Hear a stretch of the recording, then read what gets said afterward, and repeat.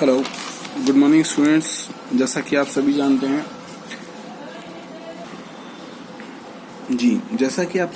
हैं कि online classes में अभी तक हम आपको गरीबी निर्धारण का जो फॉर्मूला था वहां तक बता चुके हैं। चैप्टर 8 की शुरुआत हम कर रखे हैं, हमने क्यों की है। अभी आज हम जो टॉपिक पढ़ाने वाले हैं उस टॉपिक का नाम है गरीबी उन्मूलन के लिए सरकारी योजनाएं, यानी कि गरीबी को हटाने के लिए भारत सरकार द्वारा चलाई जाने वाली योजनाओं के बारे में आज हम आप लोगों के साथ डिस्कशन करेंगे।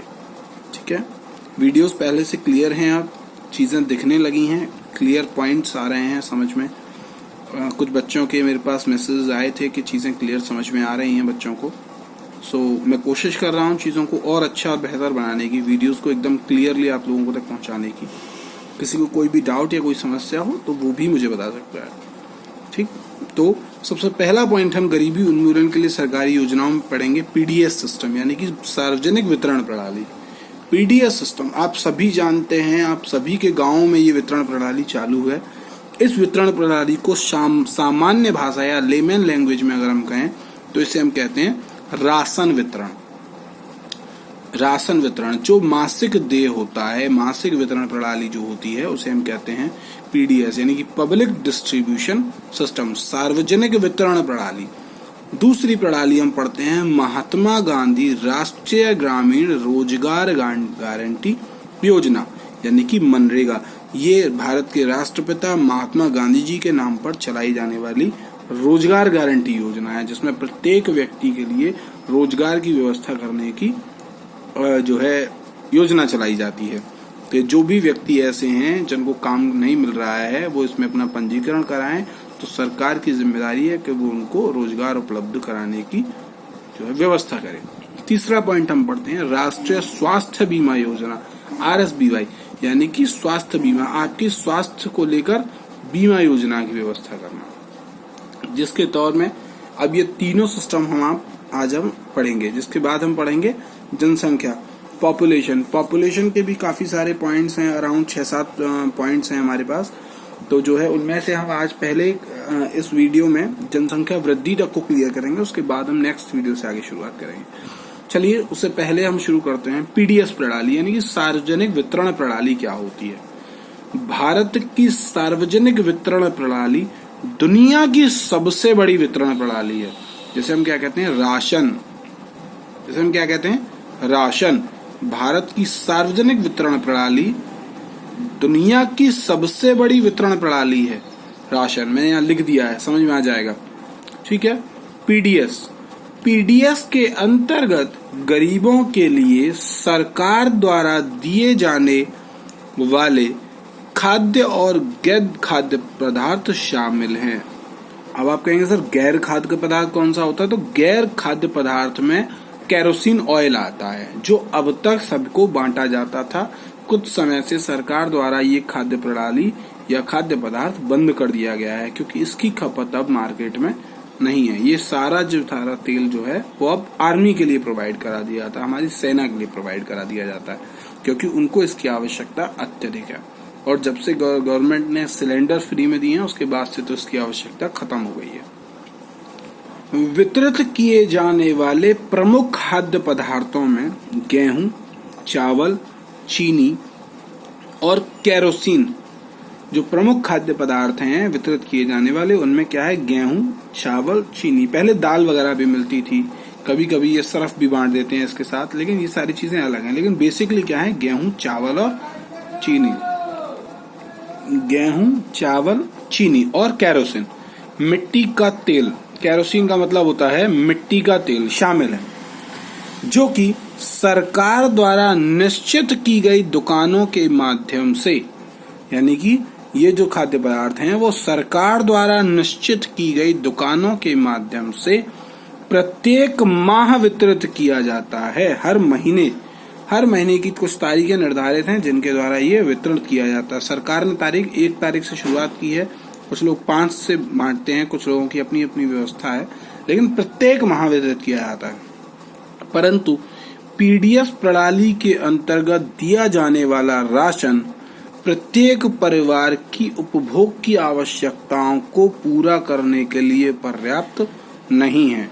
इसका मतलब ये हुआ कि पीडीएस प्रणाली के अंतर्गत प्रत्येक परिवार को जो राशन दिया जाता है वो जरूरी नहीं है कि हर परिवार की आवश्यकताओं यानी कि उपभोग की आवश्यकताओं को पूरा करे ही करे। अब किसी परिवार में सपोज करिए 10 सदस्य हैं, ठीक है, अब 5 किलो राशन मिला तो वो जरूरी नहीं है कि, और किसी में जो है ज्यादा भी हो सकता है, भाई 10 किलो मिल गया, 2 आदमी है खा लेंगे, लेकिन जरूरी नहीं है कि सबके लिए पूरा हो सके, कम भी बैठ जाता है। ठीक, उसके बाद समझ गए यहाँ तक, सभी की उपभोग की आवश्यकताओं को पूरा करे इतना पर्याप्त तो नहीं है। 5 किलो जो है राशन खाद्य पदार्थ मिलता है जिसमें 3 किलो चावल 2 किलो गेहूं 3 किलो गेहूं 2 किलो चावल की मात्रा निर्धारित है भारत सरकार की तरफ से आज के समय में। पहले ज्यादा थी, पहले 35 किलो के हिसाब से कुछ था, 35 किलो 15 किलो, लेकिन आज जो है वो प्रति यूनिट यानी कि प्रति व्यक्ति आपको 5 किलो खाद्यान्न मिलेगा। ठीक है, पीडीएस योजना के अंतर्गत गरीबी रेखा से नीचे जीवन व्यतीत करने वाले प्रत्येक परिवार को यानी कि बिलो पॉवर्टी लाइन, मैंने बता चुका हूँ बिलो पॉवर्टी लाइन और अबव पॉवर्टी लाइन क्या होती है।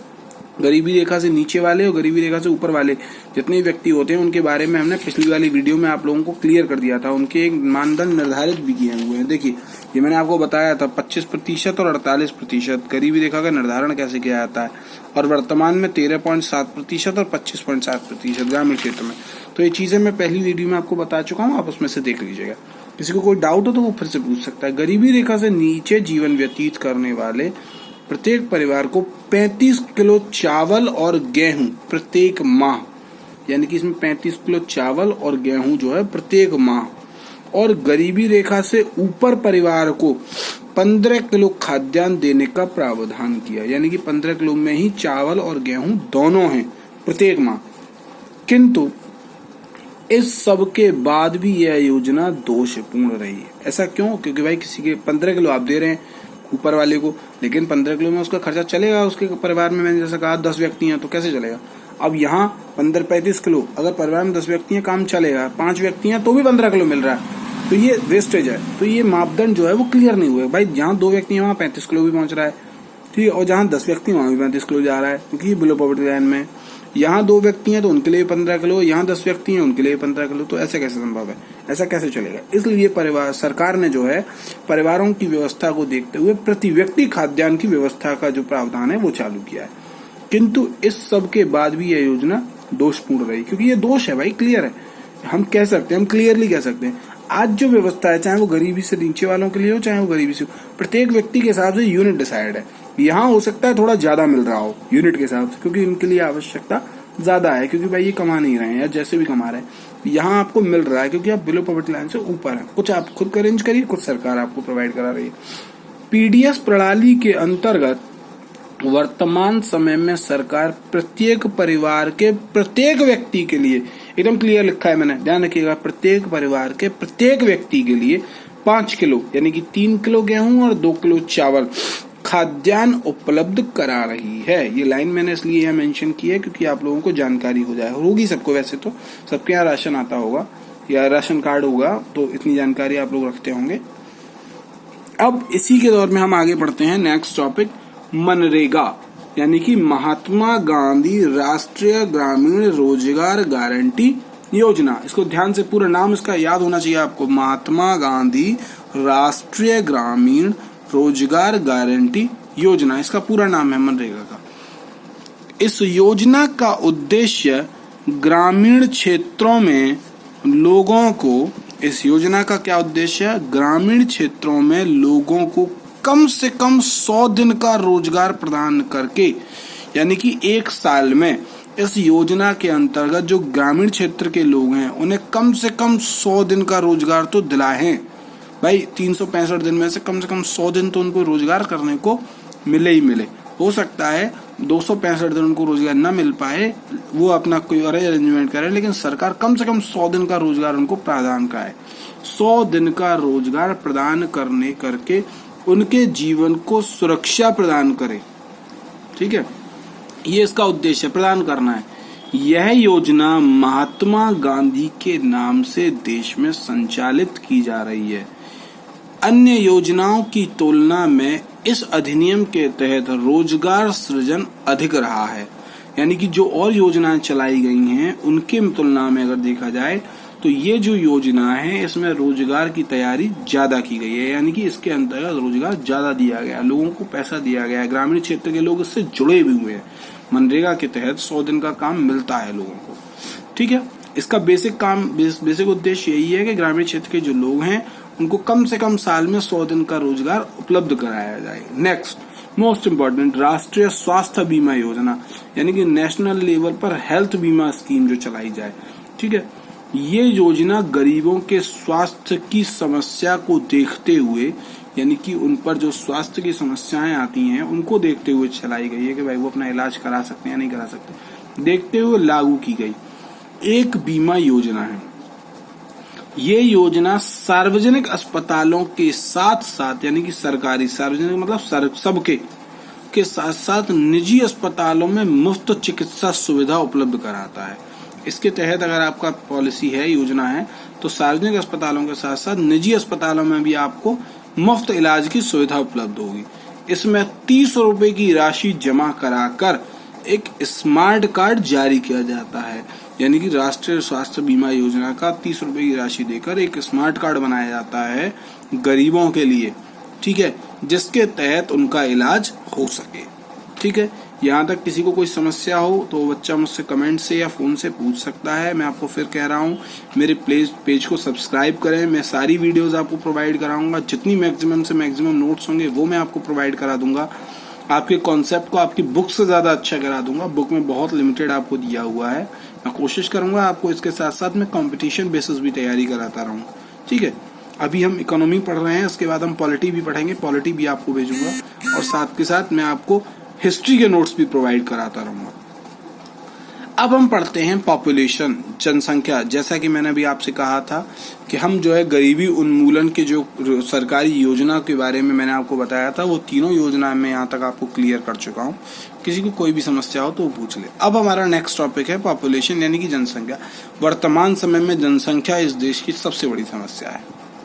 140-150 करोड़ की आबादी वाला ये देश जिस तरीके से बढ़ता जा रहा है, एक समय ये होगा कि ये देश जो है विश्व में सबसे अधिक जनसंख्या वाला देश बन जाएगा। इसके रोकथाम के लिए सरकार जल्द ही एक कानून जनसंख्या नियंत्रण लाने वाली है, लेकिन अभी वो कानून भारत में नहीं आया है। पॉपुलेशन के अंतर्गत हम 6 टॉपिक्स को पढ़ेंगे, जैसा मैंने अभी आपसे कहा था। पहला टॉपिक जनसंख्या वृद्धि है, किस तरीके से भारत में जनसंख्या की वृद्धि हो रही है, जनसंख्या का घनत्व, कहाँ पर सबसे ज्यादा जनसंख्या है, किस क्षेत्र में उसका घनत्व ज्यादा है, जनसंख्या नीति का अर्थ एवं उसकी परिभाषाएं। जनसंख्या नीति क्या है, उसका अर्थ बताइए, उसकी परिभाषा बताइए। 1-2 परिभाषा मैं आपको नोट कराऊंगा। भारतीय राष्ट्रीय जनसंख्या नीति पंचवर्षीय योजनाओं से, यानी कि हमारे देश में जो 5-5 साल की जो योजनाएं बनती हैं, जिन्हें हम पंचवर्षीय योजना कहते हैं, उसमें भारतीय राष्ट्रीय जनसंख्या नीति क्या रहती है ये मैं आपको इसमें बताऊंगा। ठीक है, पंचवर्षीय योजनाओं से कुछ 1 साल की योजनाएं भी हैं, उनसे भी बताऊंगा। जिसमें पहली मैं आपको बताऊंगा 1976 की राष्ट्रीय जनसंख्या नीति और संशोधित 1977 की जनसंख्या नीति। ठीक है, उसके बाद हम पढ़ेंगे जनसंख्या नीति 2000 में जो आई थी, और उसके बाद पढ़ेंगे हम उत्तर प्रदेश की जनसंख्या नीति क्या है। यहाँ तक के पॉइंट्स मैं आपको जो है आगे धीरे धीरे करके क्लियर कराता जाऊंगा। तो यहाँ तक जो है सबसे पहला पॉइंट अब हम इसमें शुरू करेंगे जनसंख्या वृद्धि का।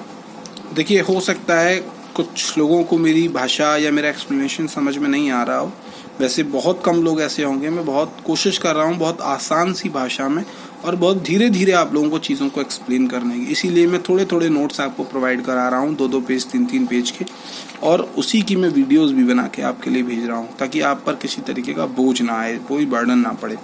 लेकिन मुझे अभी तक काफ़ी सारे बच्चों के बारे से कोई भी फीडबैक नहीं मिला है, तो प्लीज़ आप मुझे फीडबैक दें कि किस तरीके की क्लासेस मैं आप लोगों के लिए तैयार कर पा रहा हूँ या करने की कोशिश करूँ, क्या अच्छा और मैं आप लोगों के लिए कर सकता हूँ, कुछ एक्स्ट्रा आप जानना चाहते हैं तो वो भी मुझसे शेयर करें।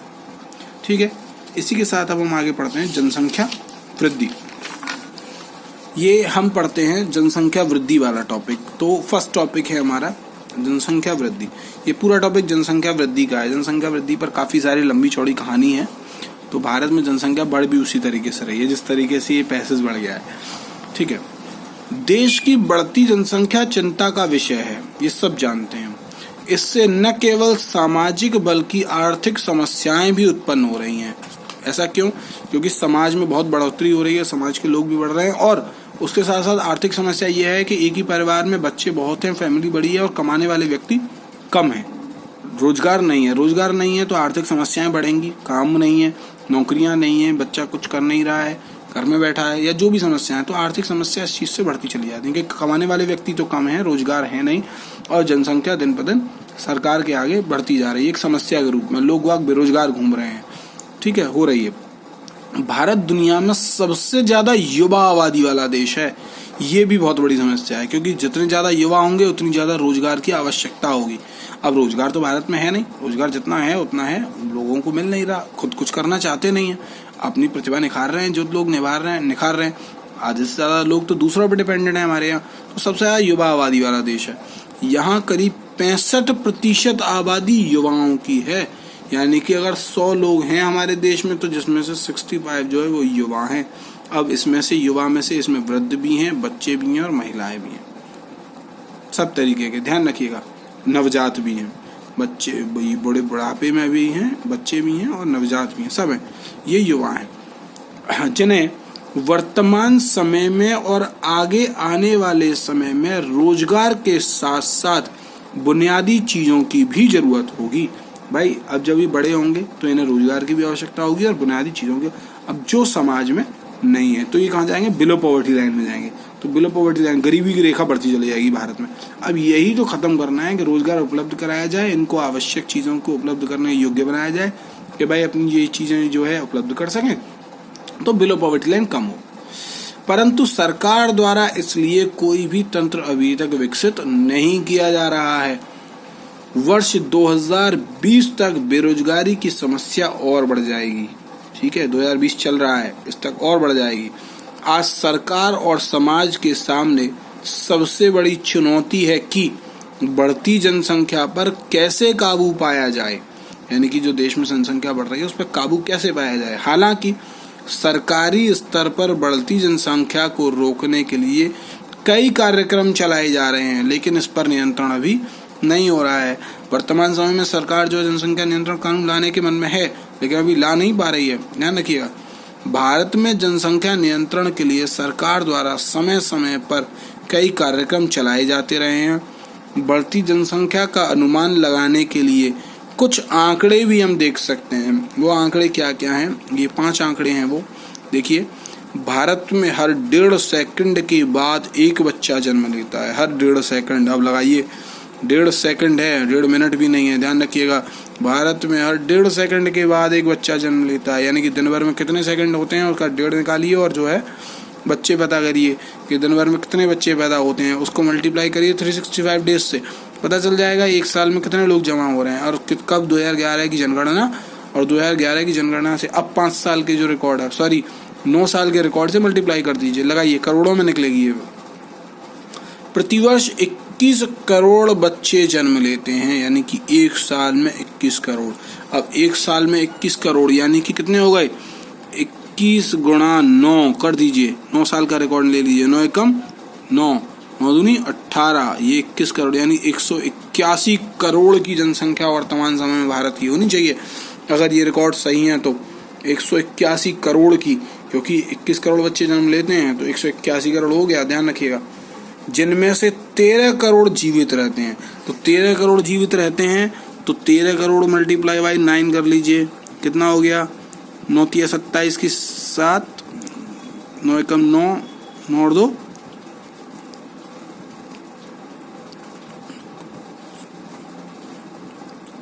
9, 8 9 सॉरी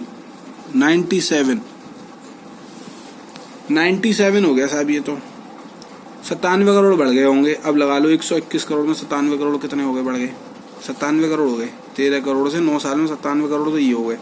अब 97 करोड़ और पहली जनसंख्या 135 करोड़ की, 130 करोड़ की, 97 करोड़ जोड़, ये 200 करोड़ से अब पहुंच गई। अब लगा लो तुम्हें साथ 200 करोड़ पहुंच गए भाई ये तो। ठीक है, तो जन्म लेते हैं जिनमें से 13 करोड़ जीवित रहते हैं। जनसंख्या का लगभग 42% भाग 15 वर्ष से कम आयु का है। यानी कि जितनी हमारी जनसंख्या है उससे 42% जो भाग है उसका वो 15 वर्ष से कम आयु वाले बच्चे हैं जो अब बढ़ेंगे। जिनको रोजगार की आवश्यकता होगी, आप जरूरी चीजों की आवश्यकता होगी, जो आजकल सबसे ज्यादा बिगड़ने वाली एज है 15 वर्ष। इसी एज पर हमारे यहाँ सबसे ज्यादा लोग बिगड़ते हैं, बच्चे बिगड़ते हैं। यह वृद्धि 2.5 प्रति वर्ष है, यानी कि 2.5 181 करोड़ या 200 करोड़ का 2.5% हर वर्ष बढ़ रहा है, जो विश्व में सबसे ज्यादा है।